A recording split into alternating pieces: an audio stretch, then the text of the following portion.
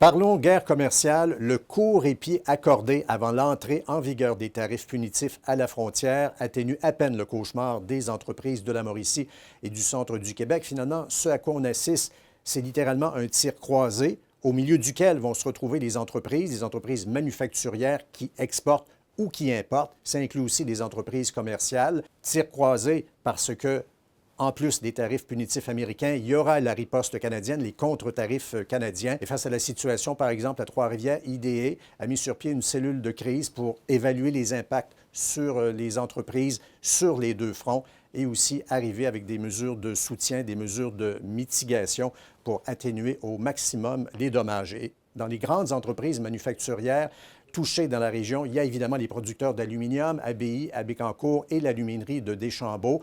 Les 2 tiers de la production d'Alcoa au Québec traversent la frontière vers les États-Unis. Et dans un scénario qu'il évoquait dans les derniers jours, le président d'Alcoa disait bien, on va mettre l'aluminium fabriqué ici sur des bateaux et expédier ça en Europe et on approvisionnera pour contourner les 25 le marché américain via les alumineries du Moyen-Orient et de l'Inde, ce qui donnera la situation qui, à ses yeux, est un non-sens, qu'au milieu de l'Atlantique vont se croiser des navires qui vont dans une direction et dans l'autre pour éviter donc ces taxes punitives. Chez les autres grands manufacturiers, il y a Kruger qui a 2 usines à Trois-Rivières. D'ailleurs, le 20 janvier, journée de la sermentation de Donald Trump, il y avait des représentants de la compagnie qui étaient à Washington pour faire du lobbyisme. Manifestement, ça n'a pas donné grand-chose parce que selon nos sources, ce qui aurait été décidé par Kruger, c'est de refiler le 25 sur la facture de ses clients aux États-Unis en espérant que la faiblesse du dollar canadien va atténuer les impacts.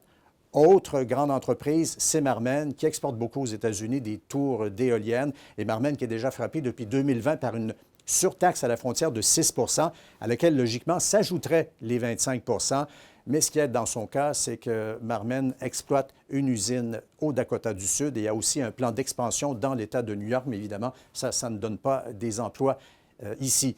Et autre entreprise, moins connue celle-là, c'est la Mongrain Vertical Transport dans la région, qui est très active aux États-Unis et qui, elle aussi, y opère une usine, ce qui devrait donc atténuer l'impact pour cette entreprise de la région. Donc, cauchemar appréhendé pour les entreprises de la région.